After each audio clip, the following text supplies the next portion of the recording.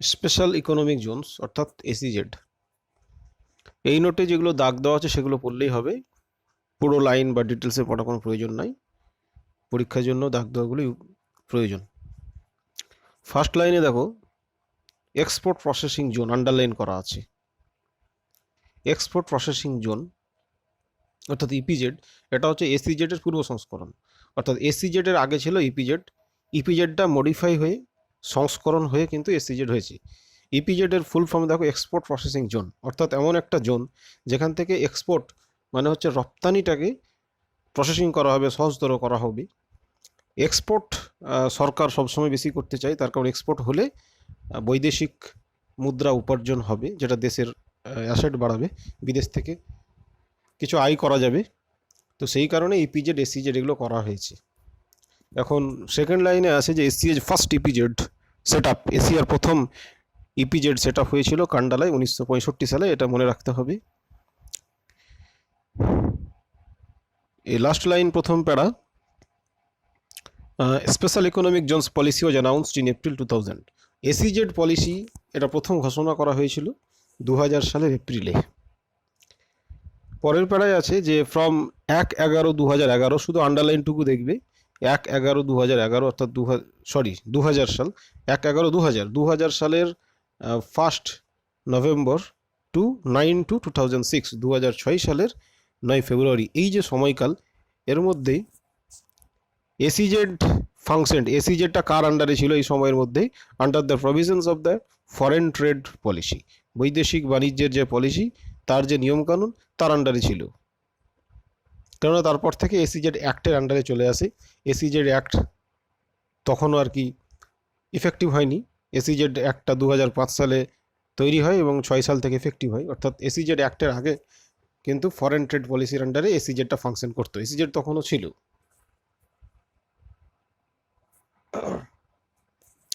এরপরে আছে যে শুধু আন্ডারলাইনগুলো, স্পেশাল ইকোনমিক জোনস অ্যাক্ট 2005, আগেই বলা হলো 2005 সালে এটা পাস্ট হয়, মে মাসের 2005-এ। এসইজেড অ্যাক্ট আইনগুলো সাধারণত সাল সহ উল্লেখ করা হয়। এসইজেড অ্যাক্ট 2005 এটা পাস্ট হয়েছিল 2005 সালের মে মাসে পার্লামেন্টে, এবং প্রেসিডেন্সিয়াল অ্যাসেন্ট পার্লামেন্টে পাস হওয়ার পরে প্রেসিডেন্টের সম্মতি নিতে হয়। সেই প্রেসিডেন্সিয়াল অ্যাসেন্ট পেয়েছিল 2005 সালের 23 জুন 2005 সালের।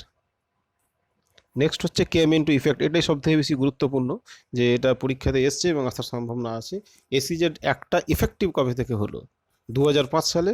নর্মাল কনসেপ্ট হচ্ছে যে যে বছর আইনটা তৈরি হয় সাধারণত পরের বছর থেকে ইফেক্টিভ হয়।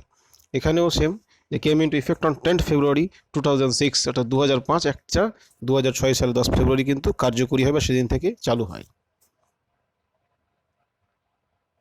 মেন অবজেক্টিভস কি ছিল? Main objectives of the SEZ act আর generation of additional economic activity, অতিরিক্ত অর্থনৈতিক অ্যাক্টিভিটি উৎপাদন, ইকোনমিক অ্যাক্টিভিটির সাথে একটা ইনকাম জড়িত থাকবে, অতিরিক্ত ইনকাম যাতে করা যায়। Promotion of exports of goods and services, জিনিসপত্র পরিষেবা ইত্যাদি এক্সপোর্ট প্রমোশন যাতে আরও বেশি করা হয়, এক্সপোর্ট প্রমোশন যাতে হয়। Promotion of investment from domestic and foreign sources, investment যাতে আরও বেশি করে হয়, সেটা ডোমেস্টিক থেকে হতে পারে, দেশের মধ্যে থেকে অথবা বিদেশ থেকে হতে পারে। ক্রিয়েশন অফ এমপ্লয়মেন্ট অপরচুনিটি, কর্মসংস্থান সুযোগ তৈরি। Development of infrastructure facility, infrastructure অর্থাৎ ব্যবসা বাণিজ্য রিলেটেড যত ইনফ্রাস্ট্রাকচার, রাস্তাঘাট থেকে শুরু করে বিল্ডিং, ফ্যাক্টরি, যা যা কিছু হয় সব কিছু আরও বেশি উন্নত। তো এগুলো হচ্ছে এসইজেড এর উদ্দেশ্য, অবজেক্টিভস। সেলেন্ট ফিচার্স, ফিচার্সগুলো অবশ্যই খুব গুরুত্ব সহকারে দেখতে হবে, এখান থেকে বেশ কিছু প্রশ্ন আসতে পারে। ফার্স্ট পয়েন্ট থেকেও প্রশ্ন এসছে যে ডিউটি ফ্রি এনক্লেভ, এসইজেড তকমা যদি কোনো কোম্পানি পায় তাহলে তাকে বা সেই কোম্পানির যে এলাকাটা রয়েছে সেটাকে ডিউটি ফ্রি এনক্লেভ, এনক্লেভ বলতে একটা ভূখণ্ড, যে ভূখণ্ডে ডিউটি ফ্রি, কোনো ট্যাক্স, সরকারকে যে ট্যাক্স বা ডিউটি দিতে হয়, বিভিন্ন ধরনের কর দিতে হয়, সেগুলো দিতে হবে না, duty free enclave. To be treated as a foreign territory, যেন ওটা এমনভাবে ট্রিট করা হবে যে দেশের মধ্যে নয়, দেশের ভূখণ্ড নয়, অর্থাৎ দেশের ভূখণ্ড হলেই তো দেশ সেখান থেকে ট্যাক্স নেবে, কিন্তু যেহেতু দেশ ট্যাক্স নিচ্ছে না, সেহেতু সেটাকে কার সাথে তুলনা করা হচ্ছে, ফরেন টেরিটরির সাথে তুলনা করা হচ্ছে, বৈদেশিক ভূখণ্ড। বৈদেশিক ভূখণ্ড নয় কিন্তু দেশের ভূখণ্ড, কিন্তু ট্রিট করা হচ্ছে বৈদেশিক ভূখণ্ডের মতো, যেখানে ট্যাক্স নেওয়া হচ্ছে না।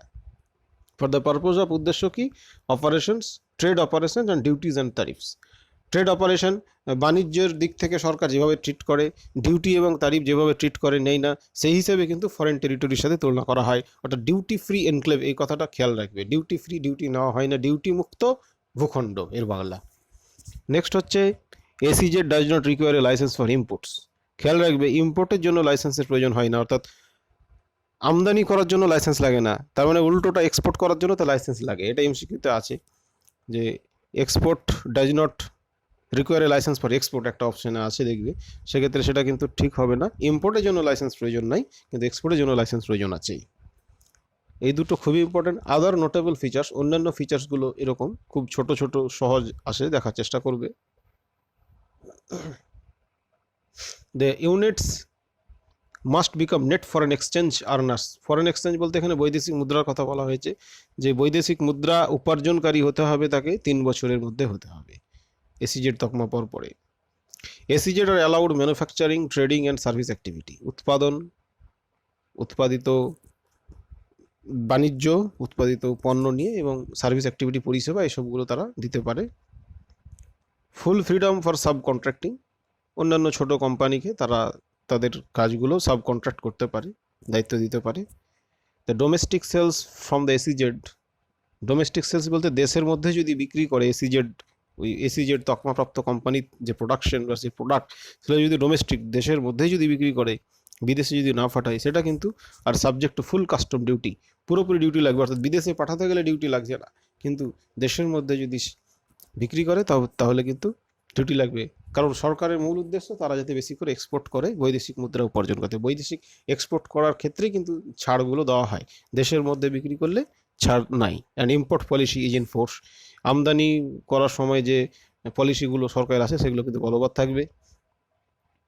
When they sell their produce to domestic markets, কখন, যখন সেই প্রোডাক্টগুলো তারা দেশের মধ্যেই বিক্রি করবে। অর্থাৎ ইম্পোর্ট করে সেটা যদি দেশের মধ্যেই বিক্রি করে, এবং এসিজেড থেকে যে প্রোডাক্ট সেগুলো দেশের মধ্যে বিক্রি করতে, দেশের মধ্যে বিক্রি করতে গেলে যেটাকে ডোমেস্টিক সেলস বলা হচ্ছে, সব ধরনের ডিউটি এবং পলিসি কিন্তু থেকে সে মুখ পাবে না, ছাড় পাবে না। নেক্সট হচ্ছে দেয়ার জন্য routine examination by the custom authority. Custom authority অন্যান্য কোম্পানিদের ক্ষেত্রে যেরকম একটা রুটিন এক্সামিনেশন করে, এর ক্ষেত্রে কিন্তু রুটিন কোনো এক্সামিনেশন করবে না। নেক্সট, দ্য কর্পোরেশন ইন এসিজেডস will not have to pay any income tax on their profits for the first 5 years. প্রথম 5 বছরের জন্য অন দেয়ার প্রফিটস, তাদের লাভের উপরে কোনো ইনকাম ট্যাক্স দিতে হয় না। এসিজেডস will not have to pay করতে হয় না এনি ইনকাম ট্যাক্স, কোনো income tax on their profits, তাদের লাভের উপরে ফর দ্য ফার্স্ট 5 ইয়ার্স, প্রথম 5 বছর, এবং only 50% of the tax for 2 more years thereafter, এবং তারপরে আরও 2 বছর টোটাল যা ট্যাক্স ধার্য হয় তার 50% দিতে হয়। অর্থাৎ প্রথম 5 বছর কোনো ইনকাম ট্যাক্স লাগে না, পরের 2 বছর কিন্তু 50% লাগে। নেক্সট পয়েন্ট হচ্ছে যে if half of the profit is reinvested, অর্থাৎ কোম্পানির যে লাভ হলো, সে লাভের অর্ধেক যদি আবার পুনরায় সেই কোম্পানিতে ইনভেস্ট করা হয়, সেটা অন্য কোনোভাবে জমিয়ে না রেখে সেই কোম্পানিতেই ইনভেস্ট করা হলো, অন্য কোনোভাবে ব্যবহার না করে, সেক্ষেত্রে কিন্তু যেহেতু সেই কোম্পানি আরও ডেভেলপড হবে, আরও এক্সপোর্ট বাড়বে, এইসব উদ্দেশ্যে হয়তো 50% যে কনসেশন সেটা আরও কিন্তু 3 বছর বাড়িয়ে দেওয়া হয়, যেটা পরের 2 বছর 50% কনসেশন পেত ট্যাক্সের ক্ষেত্রে, ইনকাম ট্যাক্সের ক্ষেত্রে। যদি তার লাভের অর্ধেক যদি পুনরায় সেই কর্পোরেশনেই, সেই কোম্পানিতে যদি পুনরায় বিনিয়োগ করে দেয়, তাহলে 50% ট্যাক্স ছাড়টা আরও 3 বছর বেড়ে যাবে। অর্থাৎ প্রথম 5 বছর ফ্রি, এবং আরও কিন্তু 2 + 3 অর্থাৎ 5 বছর 50% ছাড় সে পাবে। আর রিইনভেস্ট যদি না করে তার লাভের অর্ধেক, তাহলে কিন্তু সে 2 বছর 50% ছাড়টা পাবে। ফর এসিজেড ডেভেলপার্স, অর্থাৎ এসিজেড যারা মূলত ইনফ্রাস্ট্রাকচার কে আরও উন্নত করে, সেক্ষেত্রে যে র ম্যাটেরিয়ালগুলো লাগে, যেমন সিমেন্ট থেকে স্টিল, এসবগুলো থেকে ইলেকট্রিক্যাল যে পার্টসগুলো লাগে, সবগুলো subject to 0 tax and duty. এগুলো সাধারণ কেউ যদি সিমেন্ট স্টিল ইত্যাদি নিতে ট্যাক্স লাগে, কিন্তু এসিজেডে ব্যবহার করার জন্য সিমেন্ট স্টিল ইলেকট্রিক্যাল পার্টসের কোনো ট্যাক্স লাগে না, subject to zero tax and duty. Next, for the এসিজেডের জন্য the government acquires vast land tracts. Government কিন্তু প্রচুর জমি অধিগ্রহণ করে, সরকার অনেক জমি অধিগ্রহণ করে এবং সেটা গিভস টু দ্য ডেভেলপার্স, যারা এসিজেডটা তৈরি করবে তাদেরকে দিয়ে দেয়। কিন্তু কন্ডিশন হচ্ছে, বেসিক কন্ডিশন, মূল শর্ত হচ্ছে involves that 25% of the area, total এরিয়ার 25% কিন্তু must be used only for export related activity. Total এরিয়ার 25% এরিয়া কিন্তু এক্সপোর্ট রিলেটেড অ্যাক্টিভিটির জন্যই ব্যবহৃত হতে হবে। বাকি যে 75% area, rest 75% area can be used for, ব্যবহার করা যাবে ইকোনমিক্যাল অ্যান্ড সোশ্যাল ইনফ্রাস্ট্রাকচারের ক্ষেত্রে ব্যবহার করা যাবে। Social infrastructure, economical. সোশ্যালের মধ্যে স্কুল, হসপিটাল ইত্যাদি পড়তে পারে। ইকোনমিক্যাল বলতে তার প্রোডাকশন জনিত ফ্যাক্টরির জন্য হতে পারে। However, all SEZ benefits are applicable over the entire SEZ area. SEZ যে বেনিফিটগুলো কিন্তু সেটা কিন্তু পুরোটাই এসিজেড এরিয়া, যেমন ট্যাক্স থেকে ছাড়, ডিউটি থেকে ছাড় ইত্যাদি, সেটা কিন্তু টোটাল এসিজেড এরিয়ার উপরেই অ্যাপ্লিকেবল হবে। There are provisions for sector specific এসিজেডস অ্যান্ড মাল্টি প্রোডাক্ট এসিজেড। এটা খেয়াল রাখবে যে এসিজেডকে দুটো ভাগে মূলত ভাগ করা হয়, সেক্টর স্পেসিফিক এসিজেডস এবং মাল্টি প্রোডাক্ট। মাল্টি প্রোডাক্ট বলতে তারা অনেকগুলো প্রোডাক্ট আর কি করবে, একই রকম প্রোডাক্ট নয়। আর সেক্টর স্পেসিফিক বলতে বলা যেতে পারে যে সেটা একই ধরনের প্রোডাক্ট করবে, একই ধরনের প্রোডাক্ট করবে। মাল্টি প্রোডাক্ট ক্ষেত্রে বিভিন্ন ধরনের প্রোডাক্ট উৎপাদন হবে। সেক্টর স্পেসিফিক আর মাল্টি স্পেসিফিকের ক্ষেত্রে এখানে কিছু বৈশিষ্ট্য দেওয়া আছে। সেক্টর স্পেসিফিক এসিজেডের ক্ষেত্রে 7,500 অর্থাৎ 7,500 হাউসেস থাকতে পারে। হোটেলস উইথ 100 রুমস, 100 রুমের একটা হোটেল থাকবে। 25 বেডের হসপিটাল, স্কুলস এবং আদার ইনস্টিটিউশনস। এ মাল্টিপ্লেক্স থাকবে, 50,000 স্কোয়ার মিটার একটা মাল্টিপ্লেক্স থাকবে। আর মাল্টি প্রোডাক্ট এসিজেদের ক্ষেত্রে বাড়ি থাকবে 25,000, যেটা 7,500 ছিল। 100 রুমের জায়গায় 250 রুমের হোটেল। 25 বেডের হসপিটালের জায়গায় 100 বেডের হসপিটাল থাকবে। এই হসপিটাল কিন্তু সোশ্যাল ইনফ্রাস্ট্রাকচারের মধ্যে পড়ে যাচ্ছে। এবং হাউসেস বলতে সেখানে কোয়ার্টার, ফ্ল্যাট ইত্যাদি হতে পারে। আর আদার ইনস্টিটিউশনস অ্যালং উইথ এ মাল্টিপ্লেক্সটা এখানে 2 লক্ষ স্কোয়ার মিটারের হবে, যেটা ছিল 50,000। সেক্টর স্পেসিফিকের ক্ষেত্রে 50,000 স্কোয়ার মিটার মাল্টিপ্লেক্স, আর মাল্টি প্রোডাক্ট এসিজেডের ক্ষেত্রে কিন্তু 2 লক্ষ স্কোয়ার মিটার। একটা জিনিস দেখবে যে এটা পুরোপুরি ইনফরমেটিভ, এখানে কনসেপ্ট তেমন কিছু নাই, জাস্ট পড়তে হবে, মনে রাখতে হবে। How SEZ created. এসিজেড কী করে ক্রিয়েটেড হয়? There is a well defined approval mechanism for SEZ. SEZ তৈরি করতে গেলে কেউ যদি এসিজেড মনে করে আমি এসিজেডের তকমা চাই, সেক্ষেত্রে একটা নির্দিষ্ট প্রসেস আছে। এটা পরীক্ষার জন্য খুব একটা ইম্পর্ট্যান্ট নয়, এখনও অবধি দেয়নি। এখানে উইদিন ব্র্যাকেট আছে, আমি বলছি না, যদি কারো মনে হয় তাহলে নিজে থেকে একটু দেখে নেবে। মিনিমাম ল্যান্ড এরিয়া রিকোয়ারমেন্টস খুব ইম্পর্ট্যান্ট, যে এসিজেড করতে গেলে মিনিমাম এরিয়া কত লাগবে। মাল্টি সেক্টর এসিজেডের জন্য লাগবে 500 হেক্টরস, আর সেক্টর স্পেসিফিক একই ধরনের প্রোডাক্টের জন্য যদি হয় তাহলে হবে 50 হেক্টরস। অবশ্যই কিন্তু খেয়াল রাখবে। এবার প্রশ্ন যদি থাকে যে মাল্টি সেক্টর বা সেক্টর স্পেসিফিক উল্লেখ না করে যদি শুধু বলে এসিজেডের জন্য মিনিমাম ল্যান্ড এরিয়া কত লাগবে, তাহলে অবশ্যই আমরা মিনিমামটাকেই ধরবো, অর্থাৎ সেক্টরের ক্ষেত্রে যেটা লাগে 50 হেক্টরস। কিন্তু যদি উল্লেখ করে দেয় মাল্টি সেক্টর, সেক্ষেত্রে 500, আর কোনো কিছু উল্লেখ না থাকলে 50, আর সেক্টর বললে তো 50ই হবে। এটা কিন্তু ইফেক্টিভ এপ্রিল 2013 এপ্রিল থেকে এই মিনিমাম ল্যান্ড এরিয়া রিকোয়ারমেন্টটা ইফেক্টিভ হয়েছে। এসিজেড দেশের মধ্যে অনেকগুলোই আছে, তবে আমাদের ওয়েস্ট বেঙ্গলের কয়েকটা এসিজেড পরীক্ষার জন্য ইম্পর্ট্যান্ট, তাই এখানে দেওয়া হয়েছে। এগুলো একটু দেখে নেবে। ইউনিটেক, হাইটেক, ডিএলএফ ইত্যাদি ইত্যাদি।